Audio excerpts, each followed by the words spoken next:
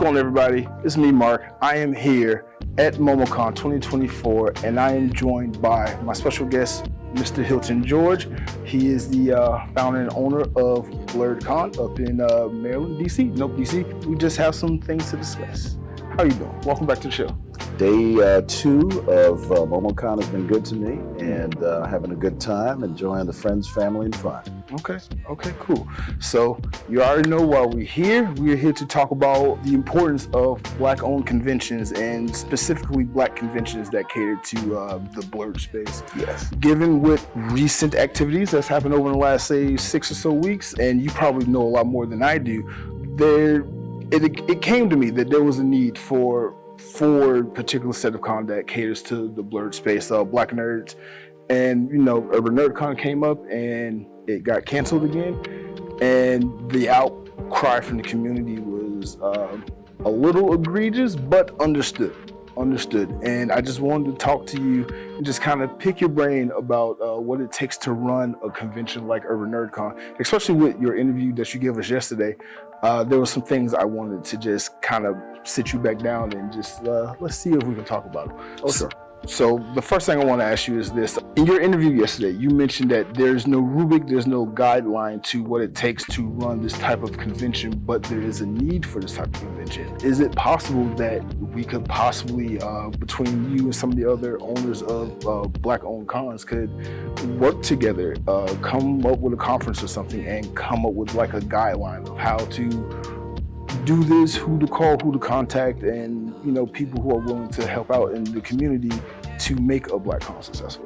Oh, absolutely. However, it does need to be a rolling, evolving and growing set of discussions. One of the things that is unique about each individual convention are the factors that make them attractive. It's different location, different venues, different budgets, different themes, different ambitions.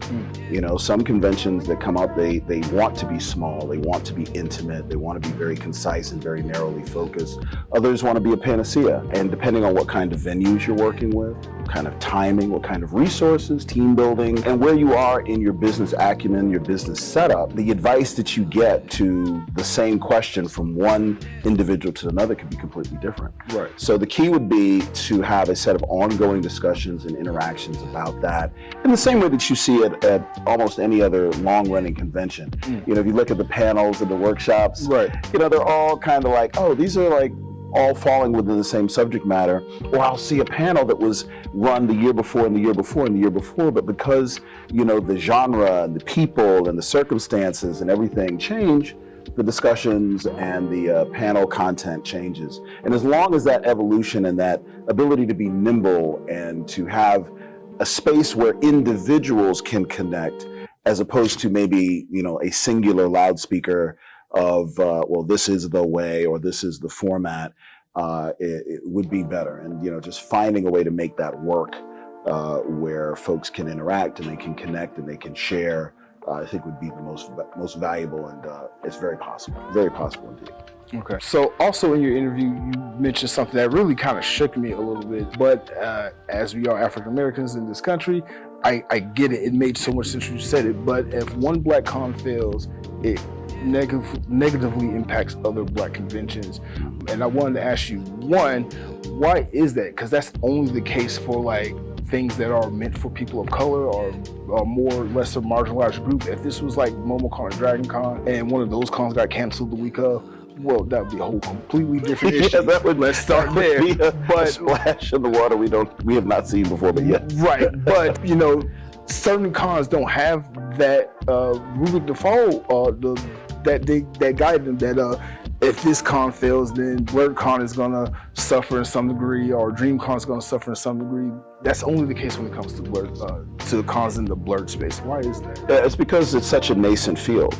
There has not been until very recently Black nerd conventions or Black-owned conventions that are open to everybody of any significant size to really, and longevity to match, the current convention layout. And I think it will come in time where we have enough Black-run conventions, enough Black nerd-focused conventions that are long-running, stable, solid business model and things like that, where, the faith in the genre, the faith in the industry, it's like when you buy a car. Mm-hmm. When it's like the first model year of a car, everybody's kind of skeptical. Well, let me see what happens with the next year model. They get to work out the kinks. We're in that stage, and the perceptions around it make up the circumstance where everybody has got their eye on the next big convention or the next con that's coming up that people are hoping will be big.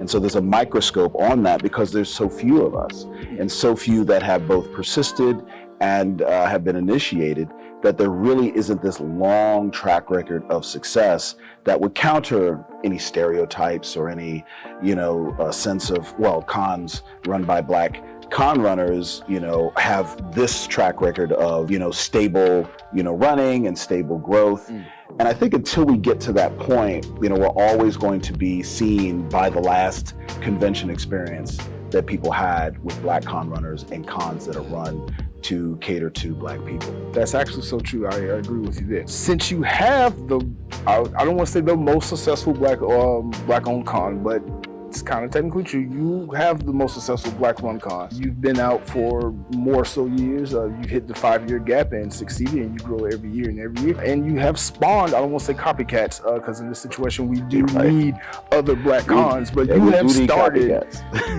started this Black con revolution in the States, and you are addressing an issue that was so underdeveloped, so needed for just thriving for something, especially in a city like DC, that's Chocolate City, Houston, Atlanta, Chicago. These are cities that are heavily populated by African Americans, and even in the space of geekdom, we're still not well represented.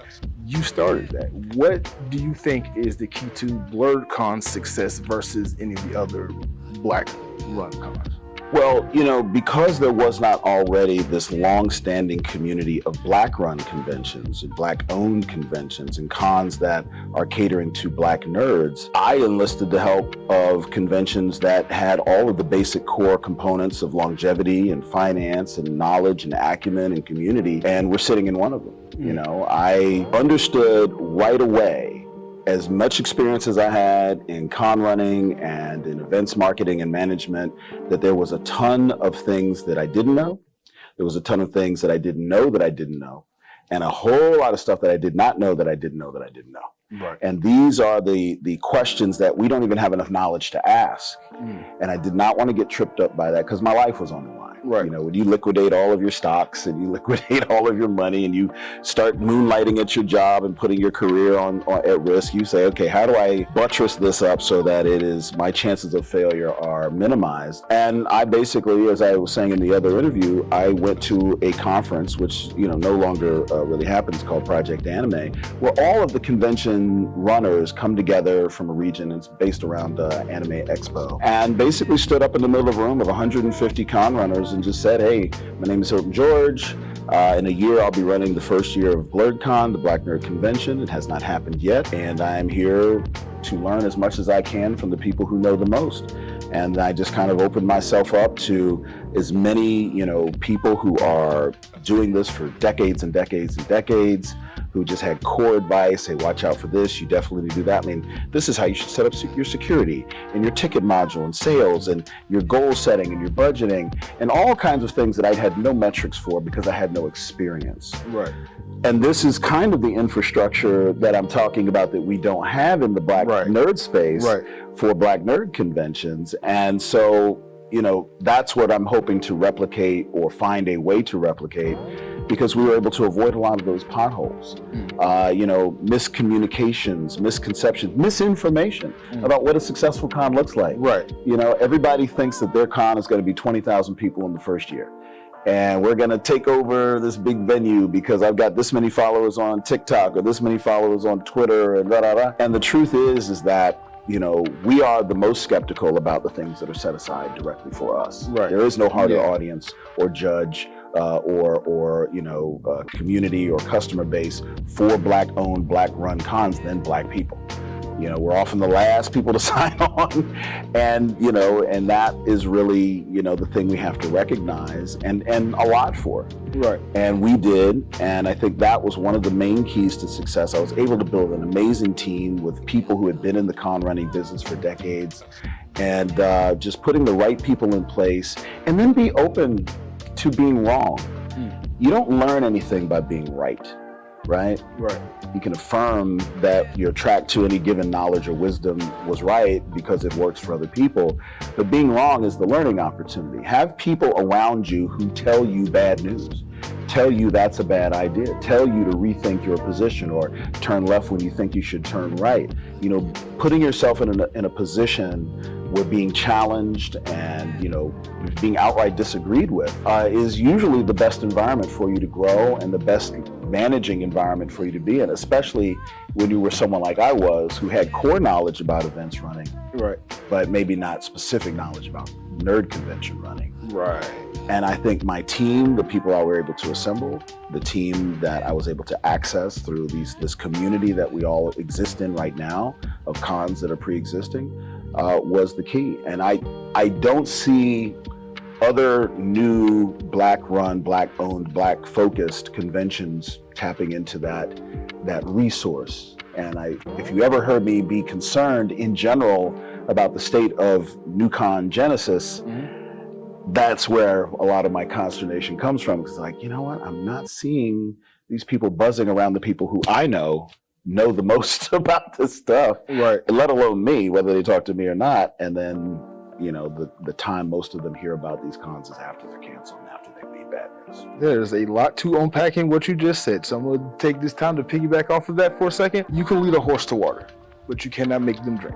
You can have a successful con and then want to change the location and it not work out. You can listen to all the advice and it going one and out the other. You can be a one-man band. There's a lot of ways you can approach doing the con. You can have overwhelming ambitions and dreams and goals and not understand that you need to scale it back. What is the most important thing to remember when wanting to do a con, especially like a Black-owned con? Is it important to start small and work your way up? Is it important to get community outreach and get support from the people you actually want to attend the con? That's the con is about. Is it about just having connections? What is the most important thing when it comes to running or having a successful convention? The core thing is wanting to sacrifice your life, because you cannot be a con owner and a con runner of any convention of any size without sacrificing your life. Everything that you think you're able to do alongside or have your convention be some form of an extension of a brand, no successful con of any size can do that with an individual or small group of individuals.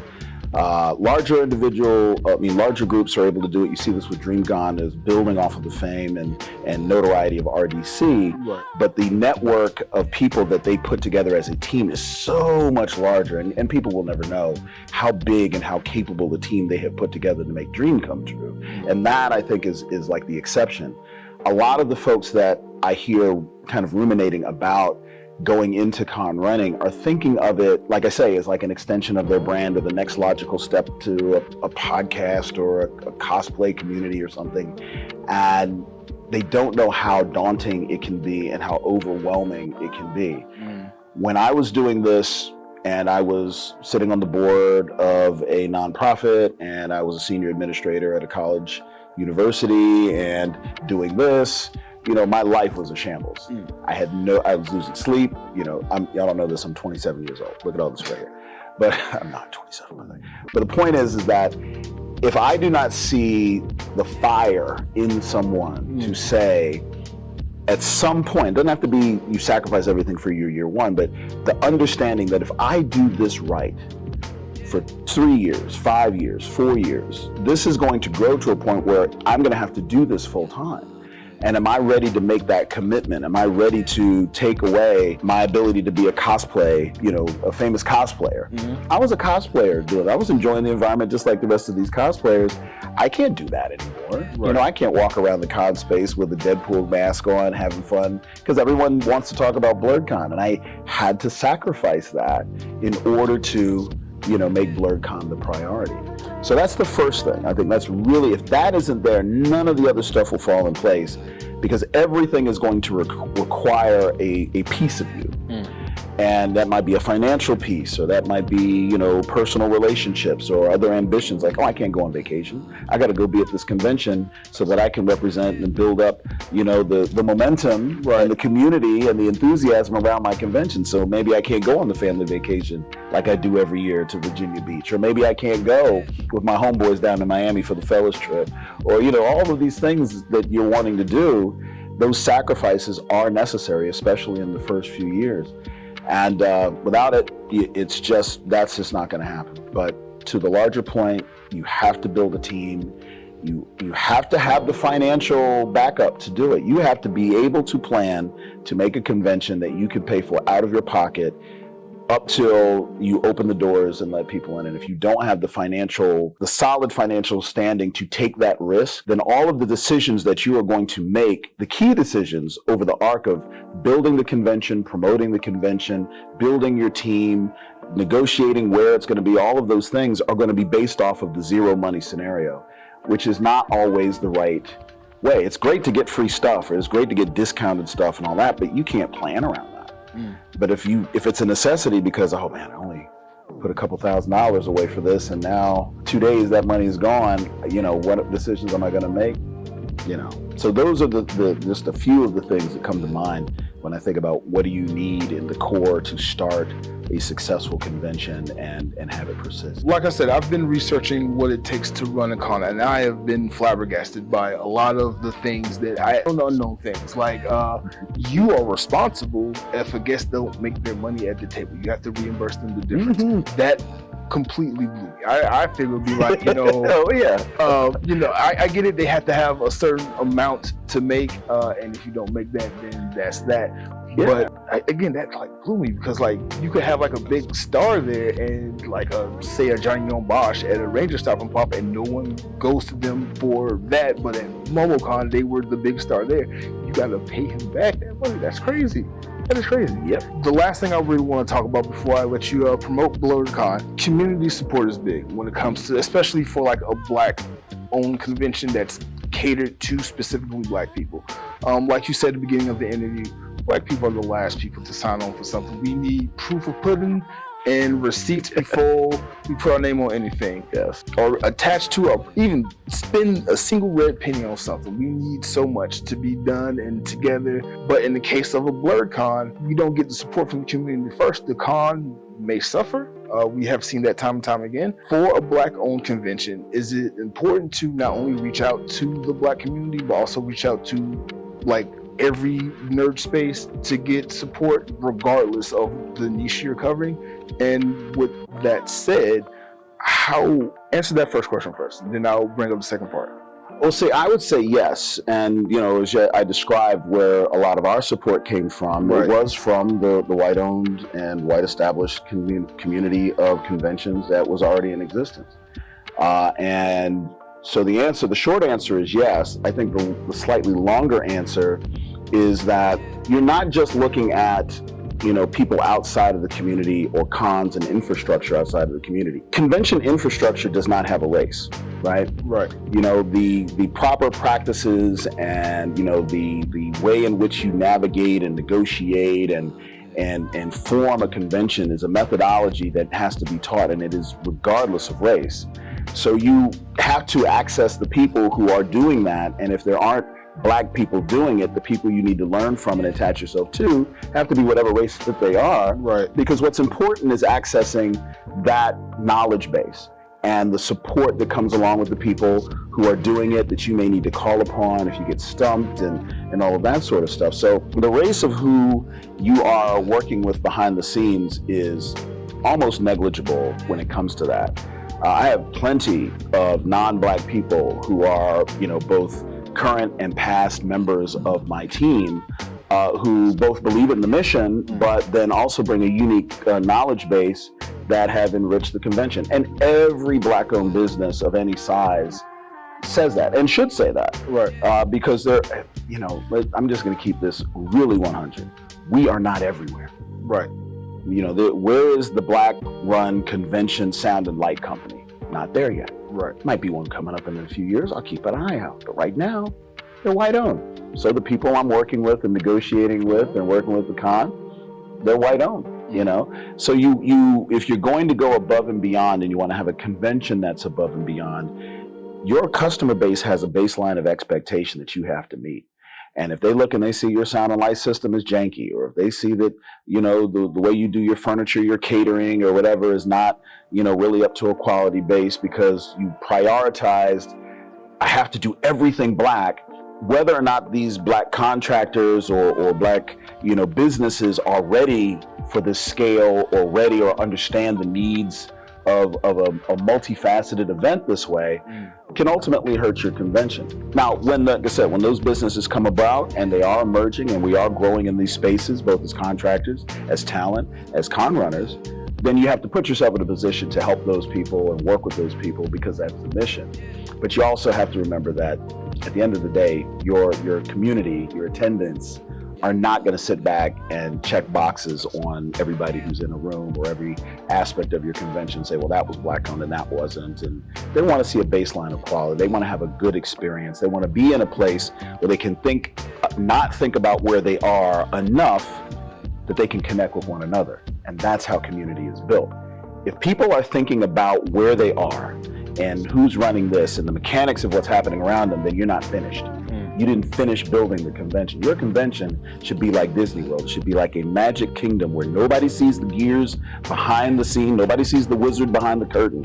If somebody sees the wizard behind the curtain, you failed, right? And that often requires you to look beyond just where, the lines of race are and just, try to find the best people who are willing to work within your budget, et cetera, to make things happen. And that's like some key advice for any of the Black-run cons to go forward. No, that's some really deep advice to give. We are almost out of time. I have so many more questions to ask you, but yeah, we can edit this down. No, but no. I just want you to go ahead. I know BlerdCon is coming up this summer. Yes. Why don't you go ahead and talk about what guests have you announced so far? What are you most excited looking for? Is this going to be the biggest con yet? Yes to all of that. The growth of the convention and the community around it has been just spectacular. I think we hit a really big benchmark last year with 10,000 plus attendees. We are, bringing in a really, really new group of people that have never been a part of BlerdCon before, some who have never done conventions at all. We got Atandwa Kanai as a guest who played King T'Chaka in the first Black Panther, the young King T'Chaka. So excited about having him. He's doing Othello on Broadway right now, and he's going to be coming down. Just super pumped. We got Ahmed Best, who has not done a lot of fandom conventions outside of the specific Disney Plus and Lucasfilm things, who was Keller and Beck, who rescued Grogu and the Mandalorian, but also was the live action and voice actor for Jar Jar Binks. We got Phil Lamar finally. People have been wanting, we want Phil Lamar, and it's like we've never been able to bring it about. We got Phil Lamar. So excited to have him. He's just awesome. He's like the voice of our nation. Who's voicing me now? Can you hear it? That's how good he is. Also, we've got both Power Rangers. We got, Walter Jones. Mm-hmm. This is going to be amazing. The Black Power Ranger. We've never had him before. Returning guest, Karen Ashley, the Yellow Ranger. Super excited. And the features around the convention that really get me excited that we work so hard on that people really receive well is our food truck rally. We're going to have about 20 food trucks. We are expanding that. There's going to be so much amazing food. Most of our trucks are Black owned and curated, so there's only one barbecue truck, only one fish sandwich truck, one wing truck, one vegan truck, one Jamaican truck, so everybody's going to have this amazing experience when it comes down to food and music, 3 live stages. The great thing about BlerdCon that I think really, really stands out is that we have everything self-contained. All of our after parties are included in the price. Concerts are included in the price. Everything that you don't have to leave set if you don't want to. So the after parties, the concerts, we got Mega Ran, Shadow, we've got Substantial going to be performing live. So excited about that. 24-hour a day, gaming room, 24-hour a day anime screening theater, 24-hour a day tabletop gaming space. It's like a casino. There will be no clocks. You will have to regulate your own sleep. And at the end of the day, that's value. So this is going to be the biggest year we're expecting. It's also going to be the last year that we're going to be in the summer. BlerdCon for 2025 is moving to the first weekend in March.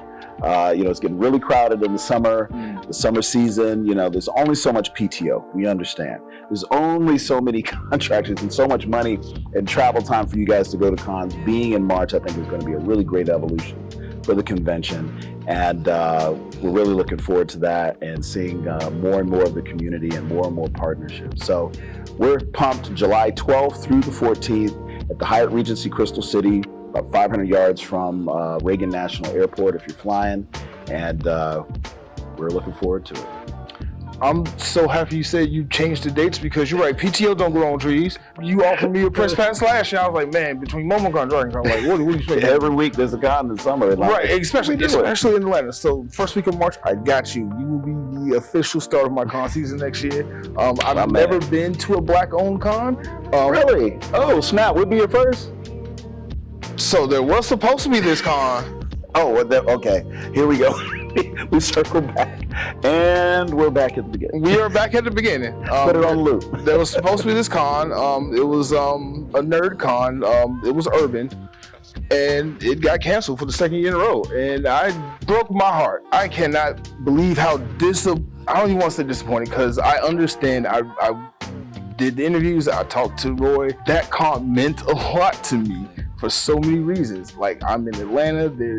There have been black-owned cons before, but they have come and gone, and to never return again. And this one, like with the guest lineup they had, Chris Summer, Phil Lamar, Tim Russ, just so many more people. I was supposed to do cosplay plan. I was heartbroken. I'm sorry, I just ranted. This is probably gonna be like the after. This will be on the plus side for the subscription, the paid subscription. People. Right, exactly. But no, this is really what happens. And I think, when we talk about black people being the hardest audience for black business, it's because we've all been there. Right. And that's where we have to do the work. And, unfortunately, because there are so few of us in certain spaces, when we go into these spaces to try and create, we're basically walking in the footsteps of the last organization, of the last effort in that direction. And sometimes there's potholes in there, and there's a nail in there over there. And it's because of this. We get so invested. Once we get invested, once we buy in, you will never find a more loyal audience. Yeah, right? Yeah, I agree. And that is where the community is, and that's where the growth is, and that's where the ambition is. And that is why there should be more black nerd conventions and black known conventions. And to be perfectly honest with you, they are an amazing, and I say they as if I'm not running one, but let me just speak objectively, an amazing addition to the diversity and the inclusion and the discussion that is happening at all cons. Because see, now they can see what works at BlerdCon, and then he can call me and say, hey, Hilton, you're already doing the work. You're already gathering the panelists. You already got the cosplayers. You already got the musicians. You already got the contractors. You got the DJs. You got the designers. We want to try and do more black inclusive stuff with our con. And instead of us throwing the kitchen sink up against the wall, we thought we'd call you. We give you a budget. We give you a space. We give you an opportunity. And then you can come in and there will be authenticity in that. There's automatically a following. There's automatically a network. There's automatically a community built around the efforts that you've had. And why would we not want to simply just say, you're already doing great work in this field. Why reinvent the wheel? Right. So that is when I look at and see us being able to come together as black nerds in these spaces that are not automatically designed for us and feeling comfortable doing it. Meetups, photo shoots, podcasters, doing things for the first time. It is because someone saw it work over there. Right. Why risk 30 years of building a brand and a community around that brand on haphazard efforts for which you may not have the knowledge, you may not have the experience, you may not have what I like to call the organizational DNA to pull off with any authenticity. Hand it off. Say, hey, you know what? Guess what? I'm not Puerto Rican. Right. I'm not Latina. If I want to do something that involves or engages the Latina community, even within the black community, who am I going to call? I'm going to call Latina. Someone who's doing something in that space and say, can you come to BlerdCon and do some panels? Can you come and maybe suggest some guests that maybe we could bring in? I'm not a member of the LGBT community, But if I want to do something that reaches out to that community, even the people who are part of the Black nerd community and the LGBTQ community, who am I going to call? Members of that community, and say, hey, listen, we want to try and embrace the members of the Black nerd community who are also members of LGBT, and why would I try to manufacture some content or manufacture some outreach that does not, come with authenticity, which isn't where the community is, when the voices are being spoken over here. Right. The outreach in the community is being built over here. All I can do is make a phone call. Right. Come on through. We'll give you some panel space. We'll give you some workspace. We'll give you some guest spots. Let's do some things. That's what's happening, I think, with cons in general.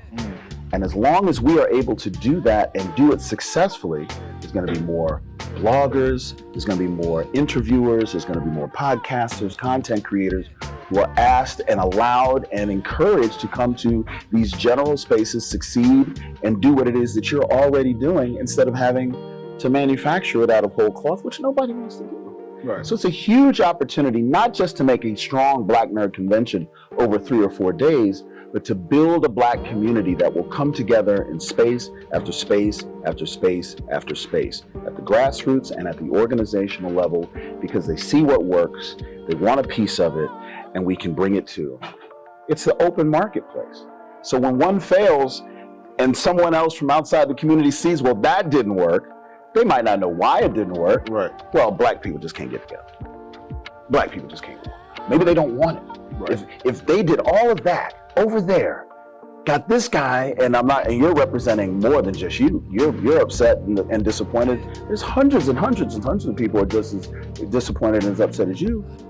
If they put all of that together, what looked great, with all the swoosh and the work that went into it, and nobody supported it enough to keep it above board or, financially, so they had to make changes on the venue last minute and do all this other stuff, then why would we want to try that over here? Right. Over at that con. Right. So when we talk about the ripple effects, it's that. And like, since it's your interview, I'll tell you and repeat what I said in the last one. When I call an agent who has a client who ended up having to cancel a trip after they said no to other events, right? Mm-hmm. And they say, oh, this is the Black nerd convention. We've never worked with this guy before. Guess who has to pay their deposit up front? You, me. It's thousands of dollars I could be spending on other things up front, right? Up front is big money, right? It's right. Important. So that's that ripple effect that is so hurtful. And not everybody has the circumspection that you do. Right. You understand a lot of things in the bigger picture the average attendee does not. So you know that there are other bites at the apple that you can take. Yes. And we're talking about BlerdCon, and we're talking about other prospective events that are coming up. Average person out here on the con floor who might only go to 1 or 2 cons a year, they might just write the Black nerd convention idea off completely, because, and they may never come back. I agree. And that is where the damage really is done. And so we fight over every hill that is left by a defeat ahead of us, and hopefully we're able to kind of smooth those out, iron those out, and show that we have something to say, we have something to give, we have something to contribute that everybody should see. Right. Not just Black people. Everybody should see how awesome our culture is, how awesome our music is, our food, our voices. Everyone needs to hear how awesome Black nerds are. And so what we do in our Black nerd spaces may be special, and it may be a closed door conversation to a certain degree. We might be 95% Black and then 5% non-Black, but these informational, sessions and these panels and workshops and guests and music and food are showing that we can do something that people didn't think we can do. And then everybody else is going to take that and say, I want that over here. People go to their local convention, whether it's white-owned or Black-owned, and say, I was at BlerdCon, and now I know what an experience can look like. Right. And now I am demanding that we have something like that over here. And it may be as simple as, I want Black guests. Or maybe can we get some more Black panels or diversity along the panel presentation of even neutral subjects. Right. Like, I want to see more of what I just experienced reflected at my hometown con. And that's where the voices matter the most, because the hometown con's like, whoa, what are all these requests coming in? Like, who pulled their string? This is what's happening here, right? Right. And it's all good because it's all within their ability to do. Right. They may call me, they may not. They may just do their own research and say, hey, let's just pull the string and give it a shot. but that little bit of ripple effect of positivity is worth all the work that we do. And I have done what I have promised not to do, which has gone over time on your recording. But that's and fine. the concise nature of these answers you wanted, I'm so sorry. No, but like I love your long answers. It's just I wanted to cover as much of it as possible. But you are right. I do understand, or I am learning because of what happened with Urban NerdCon, because of how many interviews I've done with you, the work I've done with Ranger Stop and Pop. I know and have seen firsthand the type of organization, the team you need to put in place, the money you need to have up front to produce a con like this. You gotta sell blocks of rooms and make sure that's there. You gotta, now because of stuff that's outside of your control, if you're a black-owned con, you gotta pay deposits up front. I don't think that's fair. That personally will get under my skin in the future. But I felt like the whole reason why I started reporting on this, why I started investigating it, because I never thought I'd be like an investigative journalist or anything, was because of the outcry from the community. Like, people were literally coming to me just because my name was attached to it, because I had the graphic and everything that was made, coming to me, why did you cancel the con? And I was like, whoa, time out. I can cancel cons now. I didn't know I was that powerful. powerful. Right? I had no control. I was in one meeting from the con last year that canceled, and I've never spoken to anybody about it since then, unless it was in person. And everybody without the woodworks was coming to me. So I was like, I have some explaining to do. And that caused me to just want to reach out to Roy, reach out to Tony, reach out to you. I'm gonna try to talk with Karen, because I find it interesting that she has a black-owned con and no one sees it. Well, see, that's the thing. We haven't gotten to that part of the discussion, what I think is so fascinating, is that there are black-owned brands within the nerd community that do not put their black-owned brandness out front because they want to get established, or they want to just kind of stand on their own, and then they circle back around. Right. When become like, oh, there's more of a face behind this because it is already established and things like that. And I think that there's probably more of those businesses than we really want to. I'm telling you, that if you're looking at a business that is associated with the nerd space that doesn't have a face attached to it, right, you're looking at about a 30% chance that it's a POC running it. Right. And they may never want to lead with that. I mean, and that's fair. That's their choice. But it's just interesting to me that even amongst the business community, this is not just black nerdmen, the business community understands that there are inherent risks that go along with being a black-owned business out front that don't come with not leading with that, right? Right. And there are, I've seen coffee brands and popcorn brands and cereal brands that are owned wholly by black people.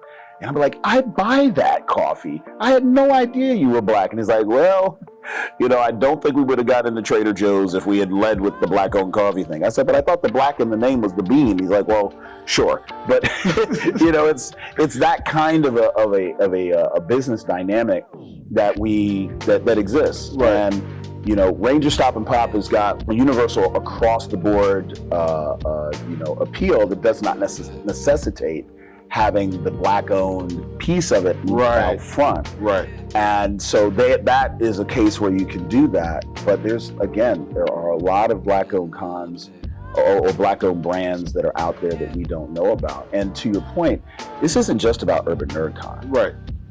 I can name a dozen conventions that either died over the last 3-4 years because of any number of reasons, and I can name another half dozen that were black-owned that never made it off the launching pad or limped along until they died, or died and nobody's buried them yet. And it's unfortunate because, there isn't a list. It's not like there's some checkbox happening out there in cyberspace where everyone's like, oh yeah, that con's dead, and there's a little flat line, heartbeat or anything like that. It's not how it works. Right. Some of these cons have been dead for years, but their branding continues. It doesn't cost anything to say some of the names. Like, WakandaCon had a huge attendance in 2018, the year that Black Panther came out. Right. They had a follow-up that really was not anything as big as the previous year. I felt like that was going to be the case because it was the nature of the movie and the hype around it. Right. But people have been talking about WakandaCon since then. Like, people talk about WakandaCon today in certain circles as if it has been going on. And it's like that. It shows me that there's still a desire 4 successful Black-run conventions, and there's still opening and opportunity for the next person who comes along, regardless of what has happened beforehand, because the fact that people keep that in memory means that there's a yearning for it. Right? But it's, there's just so many of these conventions that are so risky, and that's another thing. The risk and the mismanagement or the miscalculations and the misjudgments that make some Black conventions fail are universal. It doesn't mean that a white-owned convention doesn't run into the exact same risks. I mean, they're not failing for Black reasons. Right. They're failing for, just universal miscalculations, misbudgeting, missed opportunities, miscalculations of marketing, or even core baseline ideas. Whatever it is, the chinks in the armor are universal, holes and liabilities. It's just that when it happens to us, there's only 3-4 of us at a time that are in the running, and when one of us falls, it's really conspicuous. Right. Whereas, if you've got dozens and dozens and dozens of non-Black owned conventions and 2 or 3 fall off, it's less noticeable. And that circles back to your original question where why does it make such a big difference with the Black nerd conventions and not so much with the others? It's because there's hundreds of cons all over the country, even more around the world. And some of them die really quietly. You would be shocked how many conventions that just don't happen the next year. And nobody talks about it, and it doesn't make a huge impact, and there's no funeral, and there's no discussion about it. It's 2 years in, somebody hey, isn't this around the time where such and such con usually goes on? And they're whereas us, we got a story. We got to do investigations with us, but because it's us and we have to remedy it so that these mistakes that are happening don't happen again. Right. Because there's so much at risk and there's so few of us. But yeah, man, there would be a whole other meeting if you wanted to talk about cons that just slowly atrophy and died on the vine, and nobody even really makes much note of it because it's off to the next convention. Well, I guess I'll be going to so-and-so con on that same weekend, 20 miles that way. Right. Right. And the general con space can be just that simple. Whereas with us, you built like a part of your brand was attached to this just because your name was attached to it, and you became part of the con just because your name was dropped. That's how invested we get. Yeah. And now, God bless you if somebody thinks that now you are a part of the MomoCon organization because we're sitting here and your name is attached. But I don't think that's how it would work. But because of the nature of the Black nerd space, right? You were standing next to him. You must be with him. Yeah. You gonna catch these strays. I wish I could show y'all some of the messages. I was like, whoa! I didn't even know some of these combinations of phrases exist. And last question, because we really got to get out of here. Volunteers are really doing this right now. In your opinion, why did BlerdCon, not BlerdCon specifically, but the need for a Black convention become so popular, and now you have all the copycats. Now Blerd is literally in the American English lexicon. And by the way, for those of you who don't know, because there are a lot of people out here, I need to make this clear. Blerd means Black nerd. Just put that out there right now. I cannot. A contraction of that word, and the first time that word was used in recorded history was from Turk in a show that we all love called Scrubs. Yes. At season 1, he actually used the term. It didn't catch fire there, but that's where the inception point was, and it has slowly gathered. Now, to answer your question, it's about evangelism, and it is about experience. And part of what I ended up having to do in promoting BlerdCon is having to explain what the hell a Blerd is, even to Blerds. And how many people in the first year that we went to all these cons all over the country, setting up these promo booths, standing across, handing flyers out, trying to really gain momentum, is that people were looking at this word and going, Blerd, and you're like, no, BlerdCon, Black Nerd Convention. And they're like, oh, what's a Blerd? And you're like, you're a Blerd. You're a Black nerd. And you just watch them go, oh, I get this a con and the thing. And then once that connection happens, you see the light click on. Right.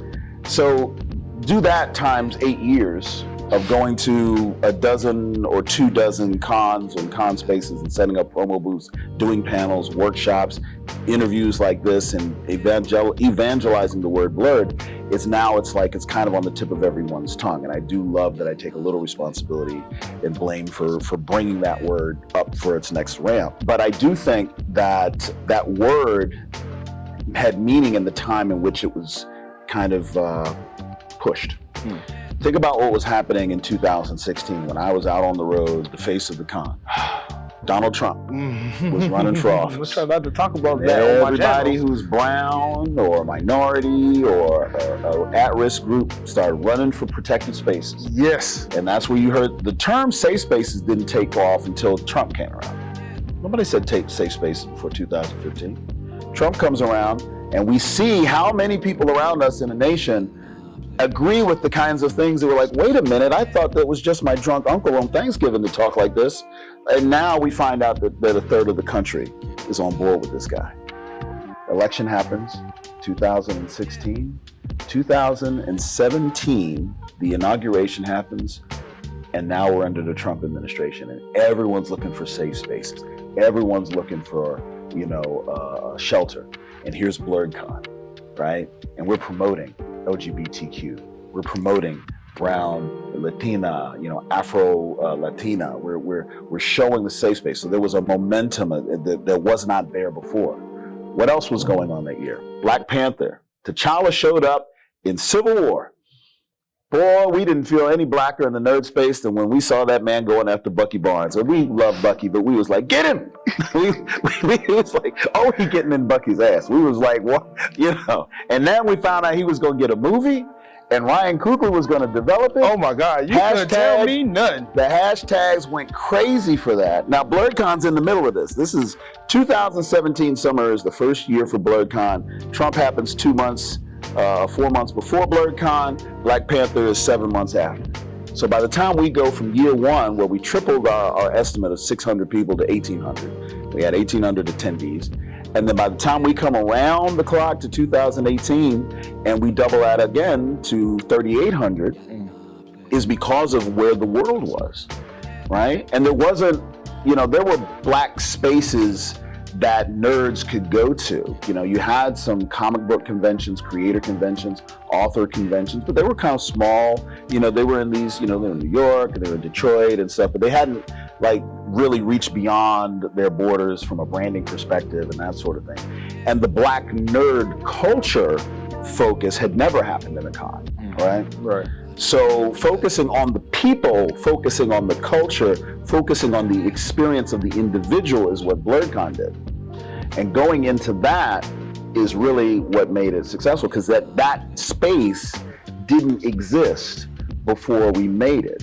Right. Now, once people knew that the space could exist and succeed and persist and grow and build and gel, then people look for more of it. It's like the first time you have, a beignet in New Orleans. You never had a beignet. What the hell is a beignet? I've had donuts. What is this? Now you want beignets everywhere you go. You're buying the mix. Yeah. You're going to other parts of Louisiana and Texas looking for beignets, comparing it to what you saw on Bourbon Street. And you're like, oh, this is no good at all. The ones over here are that, and this is that. You're starting to become a connoisseur. Right. Blerd Spaces did the exact same thing. We want to recreate, and this is, and please do not take this the wrong way, because I don't mean it this way. Spaces that tried to replicate the BlerdCon experience rather than emulate the BlerdCon experience were the ones that kind of got hit on the nose the hardest.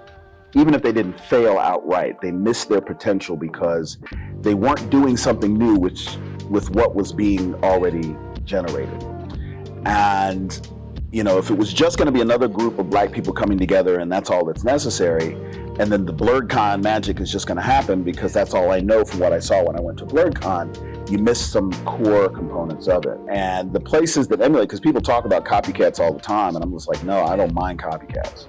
I want copycats. I want you to make a convention that is somehow individual to your region or to your fandom or to your experience, and use as much of the BlerdCon playbook as you want. Just don't use the name. Just much of the playbook as you want. I'll give it to you. I'll tell you how to do everything we've done at BlerdCon, if you want to do it and if you're serious about making a con, is that important that those spaces, wherever they happen, succeed. That I will give away the formula. Like Elon Musk gave away the Tesla battery technology, I will give away the formula for BlerdCon. There is nothing about what we do that is trade secret. It's just about making sure that what you're doing is sincere, you're willing to do the work, make the sacrifice, and you're committed to what you're doing. If you do that, and you build community around your business model and around what it is that you're trying to accomplish, and it has to be something that doesn't already exist. Nike came along and took Converse's lunch because they put something out there that didn't exist. A man doing this on the back of a shoe who could fly through the air and had a name was the first time that ever happened. Right. You have to do something original. And I don't care what it is, just whatever that is, it's gotta be you. So there is no tradecraft to this. There is no secrets to this. I want all Black nerd events to succeed. I really want all nerd spaces to succeed and succeed using components of what makes the Black nerd space so successful. Because guess what?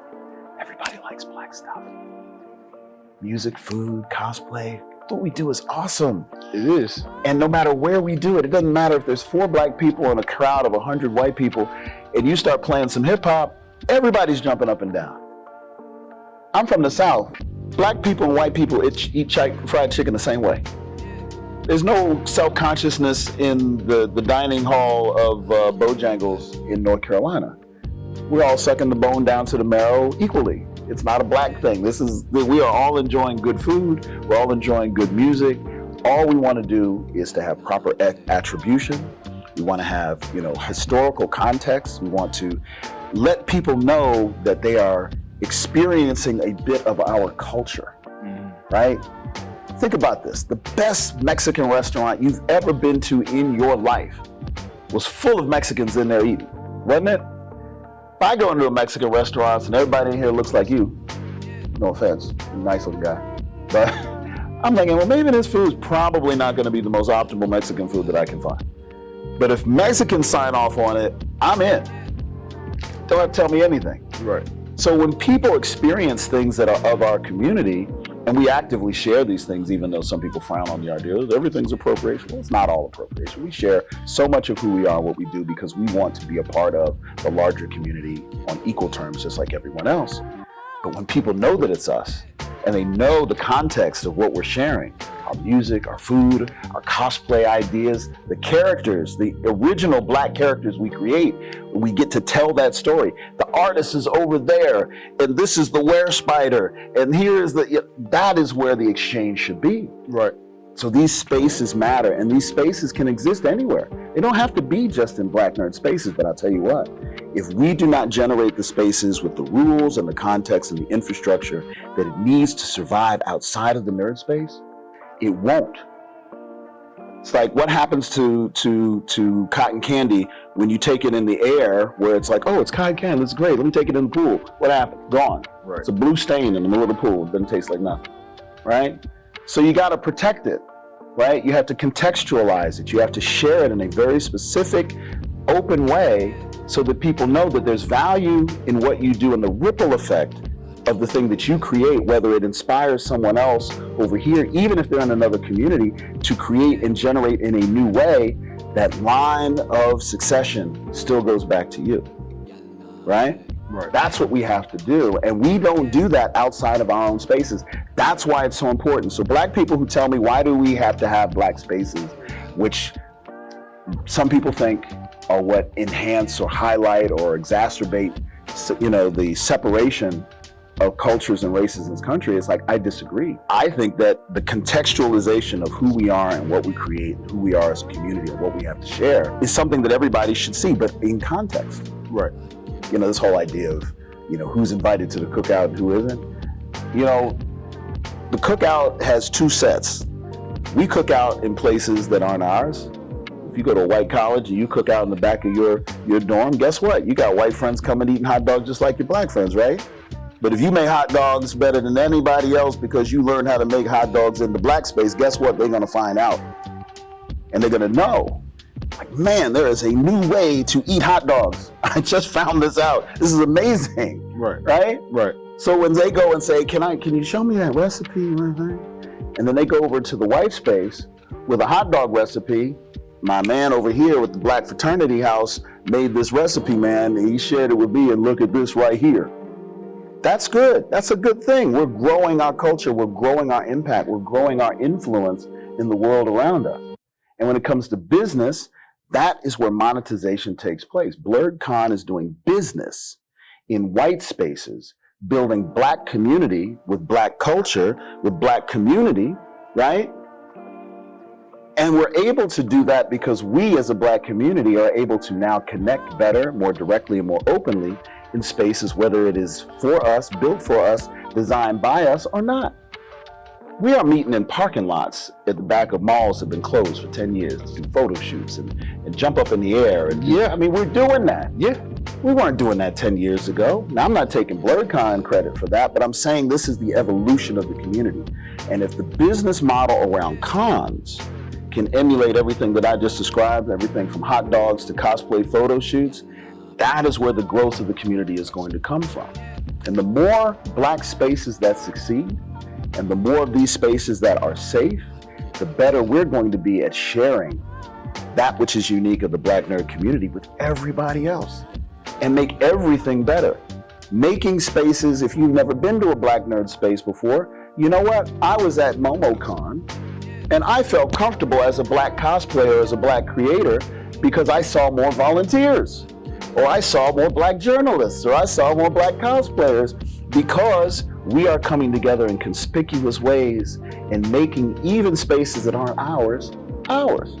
And that's what we do. That is the hallmark of the Black experience. Taking things and taking spaces that were not given to us, that were not designed for us, making them our own, and making them stronger and us stronger before it, right? So this whole thing about NerdCons is reflective and it reverberates in everything that we do in the Black space. But the Black nerd space is something that's got an internal conversation and an external conversation that both have to be maintained, monitored, and nurtured. And we as a Black community have to figure out how to work together, right? And how to talk and how to understand the principles of mutual benefit, even when there is no love lost between people.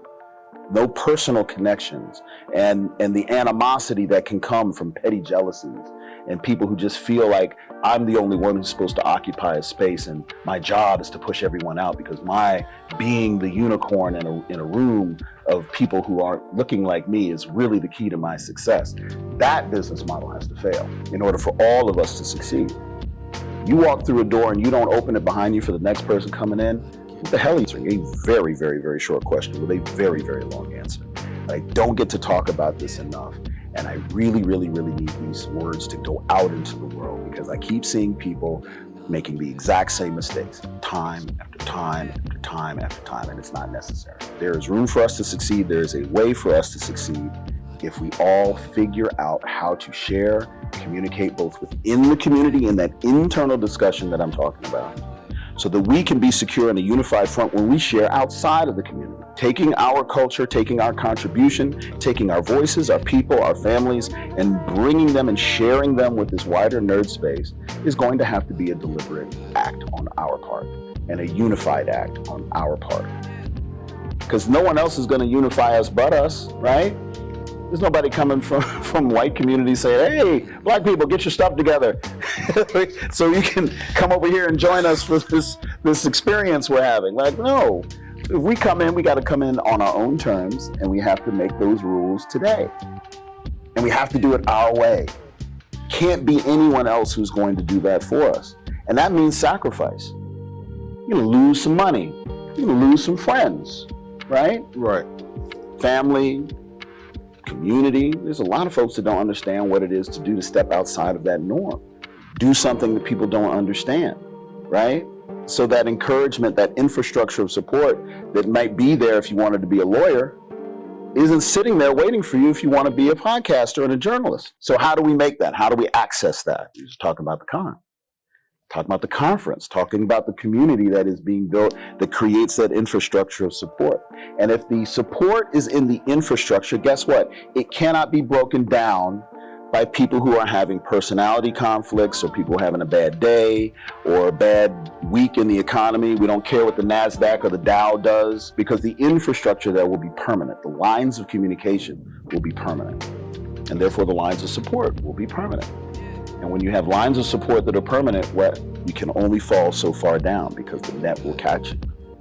The community is supposed to be the number one first line of support for everything that we decide to do. But until we get together and make decisions to do that, with rules and caveats included, how do you get support for your next idea? How do you get capital for your next idea? How do you get people to come on board and sign up to volunteer or to join you in business if there's no context, there's no rules, there is no arena for us to have that discussion? Community is the only way to do it. I'm lucky enough to be a steward of the community. I'm blessed. It is probably the most significant thing I have ever done with my life. I have no kids, I have no family of my own. I do this. This is all I do. I leave here, I get on a plane, I'm doing BlerdCon. I go home, I sit at my desk, I do BlerdCon. Occasionally watch some anime over here, pet my dog, take a walk, maybe go to the gym, probably not. But this is all that I do, and I'm blessed to be in a position to do it. And I know that's what everyone here aspires to do. So what can I do to lay down the groundwork to help you be there? Because I don't mean no harm, but I know some of y'all, right? This is what you do best. Not what you're doing on Tuesday after this holiday to go collect that check. That's not what you do best. What you do best is right here happening as we speak. How do I help you be able to do this for the rest of your life and be able to eat and grow as an individual? That's my only responsibility. I only got about 20, 30 more years left on this planet. I know the life expectancy of a black man in this country. I'm not going to be 105 years old. There's not a lot of time for me to lay this groundwork so that when I'm gone, somebody can come pick this up and run with it, right? Right. So why would I do anything else? What else can I do, right? Right. How many more people can we inspire to think like that, who are successful at what they do, who are black, who are part of the black community, who don't know how to access and help the next generation come up? Where's that infrastructure? Where's that conversation? This is why, I'll be honest with you, more people heard about Urban NerdCon after it failed than before it that's the problem that we run into. You got more fame and in infamy than you got in notoriety. We got to reverse that stream, man. Yes, I agree. We can't have people knowing about something that we're supposed to be backing and supporting only after it craters. What the heck is going on with the algorithm? What the heck is going on with our lines of communication? How are we teaching ourselves how to support our community? We don't know anymore. Right. Oh, that's a great idea over there, Urban NerdCon in Atlanta. I love Atlanta. You like Atlanta? Yes, this would be awesome. Let's pray for him. Jesus will. Jesus don't buy tickets. Jesus don't buy hotel rooms. He don't fill room blocks. He doesn't buy photo ops. Let Jesus handle the stuff after we go. This is the world we're in charge of, right? This is the world that we're being held responsible for. So how do we train people to say, hey, listen, this Urban NerdCon thing is kind of our fault. We bear some responsibility for that. You can talk about, business decisions and marketing and all this other stuff that the individuals running con did, but the community watched the building of this convention twice. 3 times, actually. Well, it happened the first time, and it was successful. It didn't replicate for reasons that we don't have enough time to discuss here, but this community of millions of black people in this city. All right. Anyway, if you missed it, I was on my soapbox against all advice and all requests and have gone egregiously over our time. And I hope we don't have anybody waiting at that door to come through and my verbiage is holding the world at bay. Oh no, Dana would have came in here and kicked us a long time ago. She do not play about right. that. But that's good. That's good. I thank you so much. You're right. This is a bigger discussion that needs to be had. We barely scratched the surface of this. I will say this. You have single-handedly not only made the black nerd community or the Blerd community proud and laid the groundwork with BlerdCon and just being this inspiration.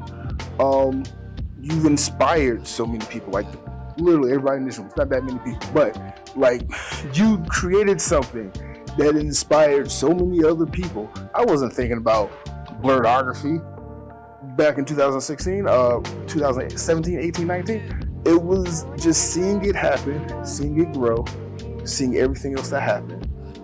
That inspired me to do what I'm doing, and I'm sure the same thing for your outlet, and your outlet, and your outlet, and soon to be your outlet, and everybody else that's here. You just inspired it. You set the seed, and now you're literally sitting back watching it. Listen, that's high praise, man. I really appreciate that, and I'll tell you, Thank you. If we can have more of these conversations and frank discussions. I mean, to be honest, we need to put egos aside. We need to, sit down and have frank conversations about what is holding us back from our greatest potential. And a lot of these are very, very direct answers. They're not philosophical, overarching sermons about this, that, and the third. It really is very specific things that we can do that can move things forward for everybody in short order. And at some point, a plurality of us are going to come together and start making some decisions that will impact the community at large and kind of create a playbook that we're all going to be able to sing to and be able to play from. And hopefully we will find more successes than failures and start turning some of these ideas into reality and, doing what we're doing now, which is basically taking a community and informing them, giving them, a means of learning about the issues and learning about the community.